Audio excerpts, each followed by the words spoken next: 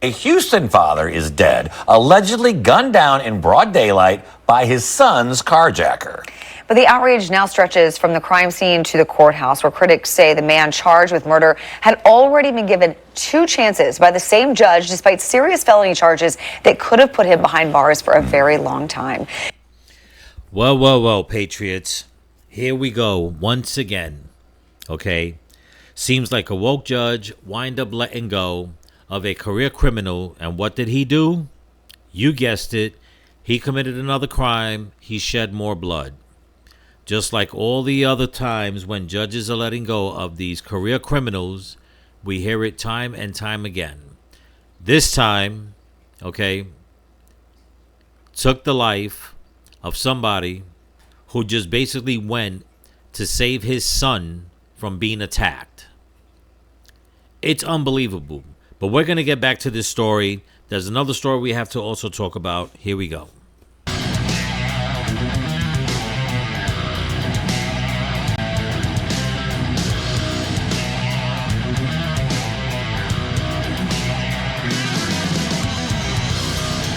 Hey there, Patriots. This is True Outlaw Patriot coming at you with another one. The 2 stories that I'm dropping tonight, one's going to be what was my opener, which we're going to get back to in a few minutes. But the first one that I want to share with you guys is that ICE went and did their job, and they wind up catching a basically full-blown terrorist leader of sorts, okay, from South America, who was wanted and living here in America. Okay, and they basically had to go get him because he was in the middle of a crime against his own wife, out of all people. Okay, but he was supposedly living in the United States for a couple of years now, and he was doing his dirt. I mean, when they captured him, okay, they caught him with all kinds of stuff in his vehicle, and you know, it just makes you wonder, how come this isn't all over the news? Why is it that whenever people feel, especially protesters feel, that ICE is infringing on their constitutional rights, because we all live in a democracy, so they think, it's like now they finally, they take somebody down that has been wanted, okay, that has a lengthy career criminal record, and it's like mum's the word. It's only on the local news, okay? MSNBC, CNN, nobody's talking about it. Nobody's giving props to ICE for doing their job. They took a very dangerous person off the streets. They caught somebody that has been terrorizing people back in Mexico, back in here in America, and it's like it's mum's the word. They don't want to say anything about it. You know why? Because it goes against their narrative.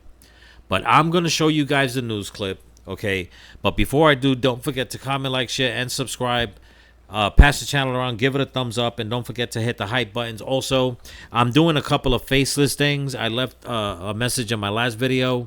I'm thinking about dropping like an hour-long video on Mondays, like a podcast type, so I'm just trying to get used to all that, and just try to change things up with the channel and how I do things. So leave your comments. Let me know what you think. Let me know if you have any ideas what I should do, what I should talk about, well, whatever the case is, okay? But let's get to this news clip right here. This is coming out of Queen City News, okay? I believe it's South Carolina. Check this out.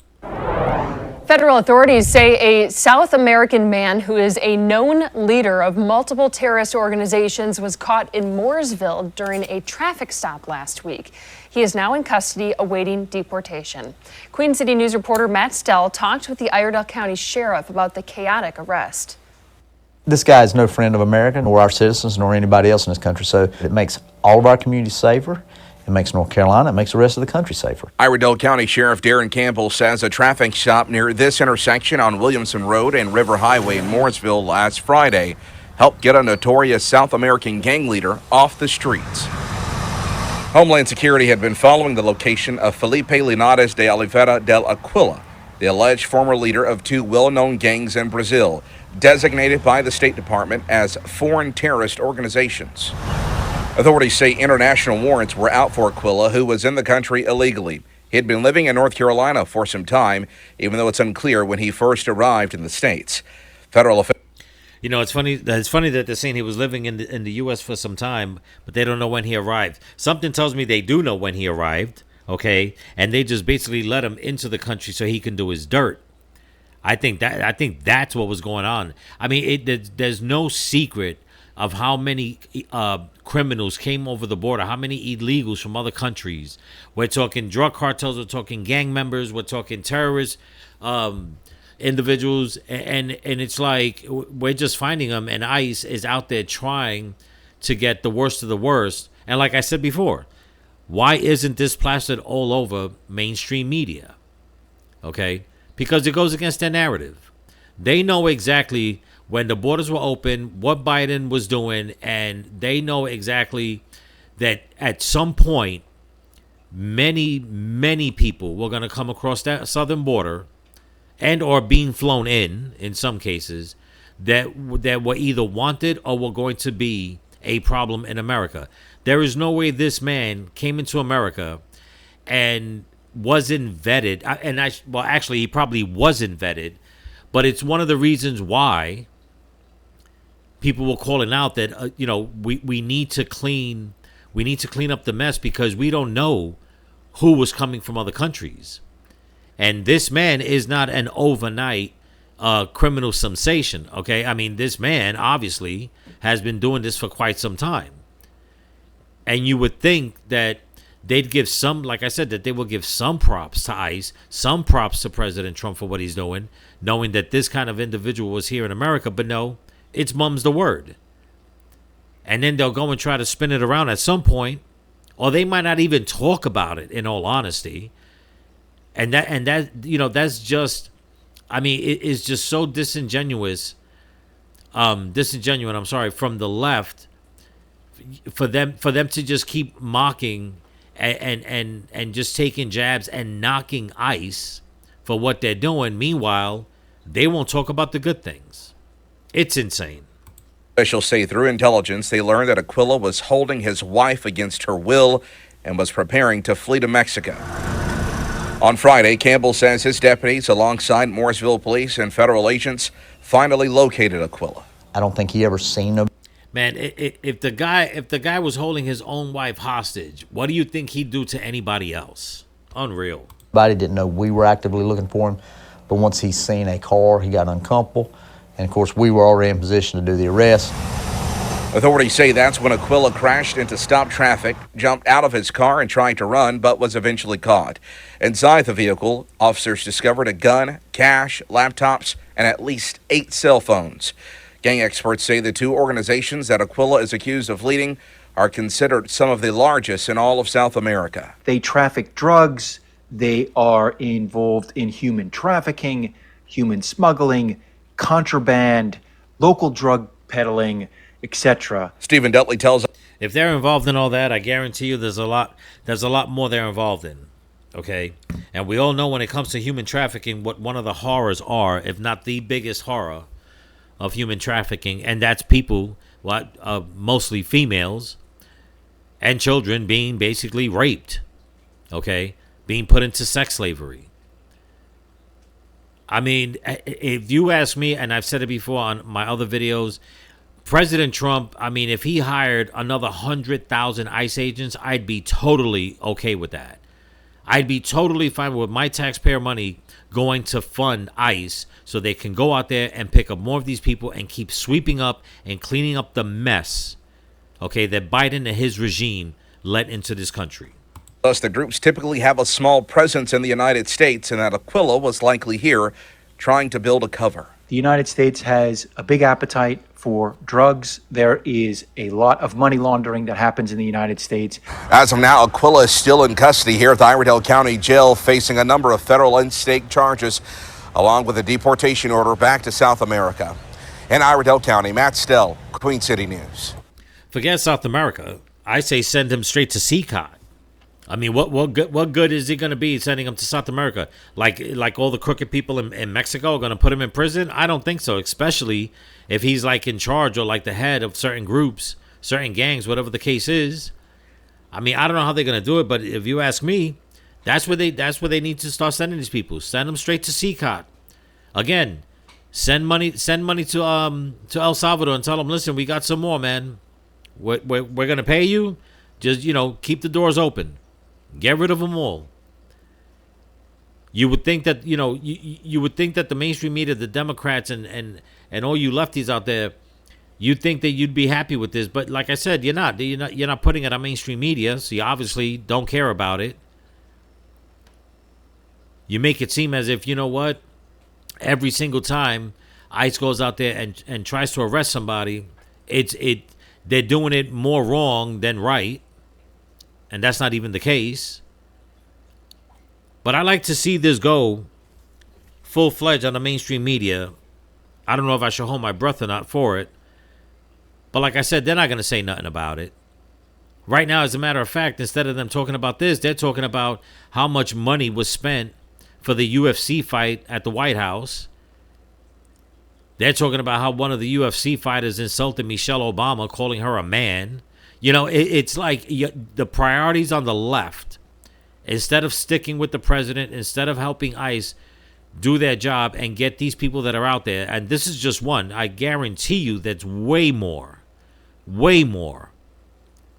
out there.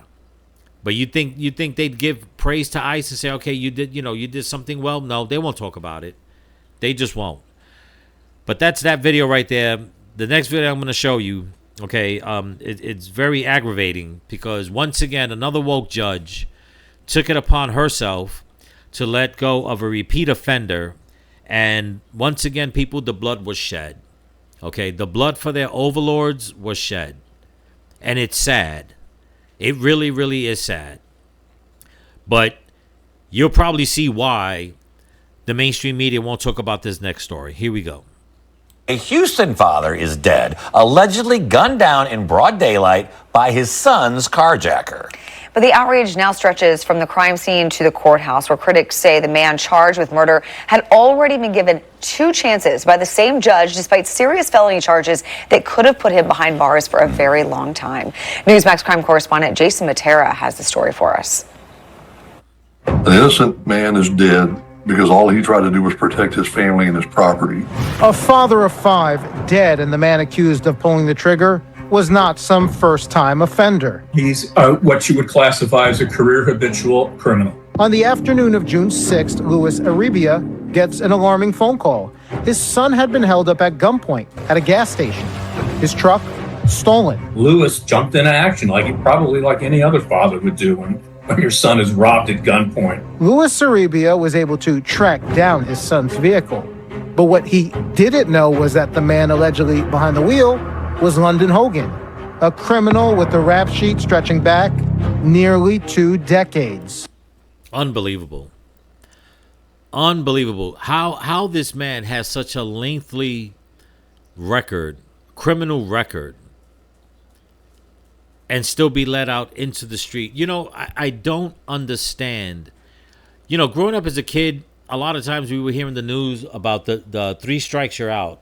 People that were repeat offenders, hardcore criminals. The 3rd time they got caught on like their 2nd or 3rd felony, that was it. They're done for life. They're put in prison for life. Never allowed to see the light of day again. Never allowed to walk in a park. Nothing. Just you're done. And lately, the past few years, I mean, we keep hearing story after story of so many of these people that have been let out, and they have records that go back 10, 20, 30 years. I mean, being arrested 20, 30, 40, 50 times in some cases, okay, as much as like 60, 70 times. And it's like, how in the hell does a judge look at somebody's record like this and say, you know what, I'm going to give you another chance, I'm going to let you go? The judge that let this man go, and I agree with so many people, I see it online all the time, that these judges need to be held accountable. And in all honesty, I truly think that's what needs to happen, because this cannot continue. We cannot keep hearing about these sad stories on the news and come to find out the perpetrators have a lengthy criminal record, and prior to them committing a heinous crime, they were released a week, before that, 2 weeks before that, whatever the case is. It's like people like this should be behind bars for life. And what did he go and do after he was released? He went and tried to carjack some kid. The kid called his father for help. I guess they were close to home because the father was able to jump in another vehicle and get to his son's aid. Or actually, he tracked the vehicle, they'll say in the story. And when he gets there to confront the guy, what does the guy do? Guy shoots him dead, kills him. Kills him. For no other reason other than the fact that he's just a criminal that should have been behind bars. They got into an altercation. The defendant, who's now charged with the murder of Lewis, pulled out a gun, started shooting. Lewis and another man were both hit. The other victim survived. Lewis did not. London Hogan is now charged with felony murder. You got a criminal who should have been in jail anyway. The system failed all the way around. And critics say that failure runs straight through the courthouse, where Hogan had already been given numerous chances by a judge who could have sent him to prison long before this deadly encounter. The court gave him what's called 5 years deferred adjudication, which is just a fancy term for probation, for assault with intent to impede breathing, which is again a code word for trying to strangle someone to death. You know what? I tell you, the way that these judges that go and basically switch the verbiage and the definition of what the real crime is, they are criminally minded. These judges need to be held accountable. It's straight up bullshit. Okay, where it says right here, the assault of a family member impeding breathing. What in the hell does impeding breathing mean? It means trying to strangle somebody. Why can't you put that on their record? They do these things in order to soften, okay, the amount of time that they're going to get on their record to be put in prison. It's like, why would you do that? Why don't you just put it down in black and white and say that this man is dangerous? This man tried to strangle a family member. I'm telling you, you know, and it just totally kills me when you got these judges that they, you know, we already know where this judge stands when it comes to certain things. I mean, she's already proved it with this one guy. And then you have people on the left come out and say, oh, we need more of these judges and more of those judges, and we need more female judges than this. And listen, being a female judge, I'm not saying you can't be. You could be a very good female judge. Doesn't matter if you're female, if you're male, if you're black, if you're white, if you're straight or gay. It doesn't matter. What we need are competent judges. We need these judges that are not political activists. We need good judges. These judges that are woke, these judges that are political activists, these judges that think that they're doing society a favor or they coddle the criminal over the victim, they need to be put in prison. They need to be stripped of their robe. They need to be put in prison. Damn it, man. Breathing, which is again a code word for trying to strangle someone to death. That late sentence came in March of 2024 by Harris County Judge T.I. Vabell after Hogan pleaded guilty to choking a family member. But Hogan reportedly didn't even make it a year before violating the terms of that probation. In January of 2025, the 37-year-old was arrested in Louisiana, accused of trying to smuggle a pile of drugs into a correctional facility. That arrest could have sent him to prison for up to 20 years. Instead, Judge Bell gave him just 30 days in jail. 30 days. Unfucking believable. What in the hell is wrong? How do you not look? He went and committed a crime in Houston. Then he went out and committed a crime in Louisiana. He crossed state lines. I mean, he was already... This is crazy, people. This is so damn frustrating. This is just so damn frustrating. When will... I mean, I don't know if they can, but when will the Department of Justice, if they can, step in and start putting a stop to this man? If I was the family, in all honesty, I'd find a way to sue that judge. I mean, to get her disbarred, like I said, and get her ass behind bars. Days in jail is a joke. because it didn't mean anything. 7 months later, authorities say Hogan was back to his violent ways.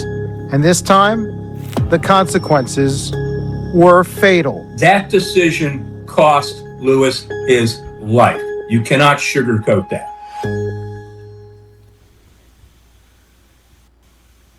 Judge Tiava Bell, who allowed this alleged killer to walk twice with effectively no punishment, is up for re-election in 2028. So if Houston voters are concerned about her decisions and want to send a message, their most direct chance to hold her accountable will be at the ballot box. You know, this is crazy. Re-election, she should be prosecuted. She should be prosecuted. And you know what? All you people on the left, you're out there protesting because of what happened with Carmelo Anthony and Austin Metcalf, and you're over here saying, you know, it's racial, and you got all these people online now on social media, especially TikTok. You got so many people on the left, okay? All these black activists talking about, oh, that we have to go out there and start hurting white people. We got to go out there and protest more. We got to go and do this. We got to go and do that. Okay, what about this story? What about this story? A black man, a repeat offender, was let go, was given chance after chance after chance by a woke black female judge. And what did he do? He went and killed a Hispanic man because he was trying to do the right thing by his son, because he originally went after his son. Where are you people now? Where are you people on the left? Where are all you Black Lives Matter protesters about this, saying that enough is enough? Where are you, Don Lemon, Jasmine Crockett, Joy Reid? Where are you people? You're always out there talking about, you know, you're doing this for democracy. Our democracy's under attack. Yeah, you're damn right it's under attack. It's under attack by woke judges that are letting out career criminals. Okay? And where's the whole Latino community that likes to side with the left? Where's the outrage from you over this poor man who lost his life trying to protect his son? You see, these stories, none of these stories fit the narrative of you people on the left. Okay? And time again, more and more crimes are being committed. People are losing their lives. The blood is being shed for the leftist overlord's appetite. And it's like crickets. But then you wind up having a story, like I said, with what happened with Austin Metcalf and Carmelo Anthony. And it's like you want to go out there and holler and bitch and moan and talk about, oh, that, you know, blacks and Latinos and marginalized people, you know, we're under attack by the white racist systemic system in America. But yet, here's one story out of many. And once again, crickets from the left. And I really hope if you people in Houston are watching this video, and if you know what's going on with this case, like this man said, this judge's re-election is coming up soon. Are you going to re-elect her again? Because if I was living over there, I would not cast my ballot to re-elect her. What I would do, I'd start a petition for the book to be thrown at this woman and have her prosecuted for giving such a lenient sentencing to this man, and it wind up costing an innocent person their own life. It's insane and it's disgusting, man. It's really heartbreaking what's going on in this country. It really, really is heartbreaking. Like I said, on Mondays, I'm playing with the fact of the idea of putting out a longer video on Mondays, sort of like a podcast. So I have a couple of stories I want to talk about. I'm going to try to put out like 3 or 4 stories and see how that works out. So don't forget to check that out. If I don't do it this Monday coming, it'll definitely be the Monday after. I'm trying to get stuff together and trying to change things and just basically put out, you know, what's going on. There's a lot of news stories and information that's put out, but it's not being, how can I say, it's not being magnified for more and more people to understand and see what's going on. Like case in point, this right here. You know, what this judge did, and it makes you wonder, how many times has that woman, that judge, done it before? How many other criminals that she has let go have gone on to just keep committing more crimes? And these are the things that people need to know about. You know, you need to know about it. You need to find out who's in your district. You need to find out who's in your county, who's in charge. Okay, whether it's a judge or a cop or a politician or even a civilian, you need to know what's going on. The mainstream media keeps a lot of this stuff hush hush. And then when people like me try to put it out, what happens? The videos get choked. But I'm going to digress on that for now. Hopefully this video will get pushed out and it'll get, you know, some good views. And we can, you know, keep growing the channel. You guys already know what I'm going through with this. Okay. But my heart goes out to that man's family because they didn't deserve that. Nobody did. He went out there to protect his son, and this coward, okay, the piece of shit that he is, he just went and instead of just, I'm not even gonna say that he, instead of him just taking a chance at doing good, he's criminally minded. There was no way he was gonna do better. This is the judge's fault. She should be held accountable, plain and simple. And when it comes to the people in her district, in her county, whatever the case is, you need to stand up if you truly care. And it doesn't matter what side you're on. If you truly care, you need to stand up and say, you know what? These are not the judges that we want in our society making decisions, because it's just getting innocent people killed. But anyway, that's what I got for you. Don't forget to comment, like, share, subscribe, pass the channel around. And if you can help support the channel, there's a link in my description to my Cash App and my merch store. So remember, people, stay vigilant. Keep praying for each other. Keep praying for the women and the children. Pray for this country. Pray for your enemies. Pray for President Trump. And don't forget to pray for all the missing children. Peace.